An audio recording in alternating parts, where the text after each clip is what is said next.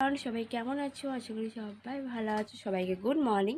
এখন বাজে প্রায় 9:30 বেজে গেল। তো দেখো এই যে এখন কুলেখাড়া শাকের রস খাচ্ছি, দেখতে পাচ্ছ? গরম মতো মানে গরম জলে সেদ্ধ করেছি কুলেখাড়া শাককে, সেই রসটা নিংড়ে খাচ্ছি। আবার সেই শাকটা আলু ভাতে দিয়ে খাবে তোমার দাদা ভাই। আর একজনের কাণ্ডে দেখো, সস নেই, সসের প্যাকেট নেই, সসের প্যাকেটটা দেখো প্যাকেটের ভিতরে ঢুকিয়ে ঢুকিয়ে ঢুকিয়ে ঢুকিয়ে খাচ্ছে। তো কী হবে, আমি এটা খেয়ে নিই। এতে কিন্তু 1 গ্লাস ছিল, গরম ছিল, এতে একটু নুন ছিটিয়ে খাবে, দেখবে ভালো লাগবে।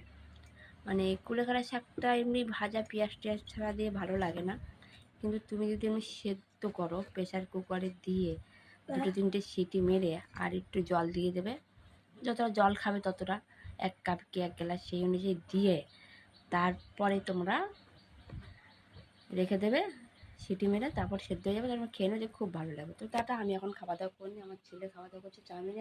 চাউমিনের প্যাকেটটা দাও, এই সসের প্যাকেটটা কেটে কুটে খাচ্ছে। তো টাটা, ঠিক আছে, আমি খেয়ে নিই।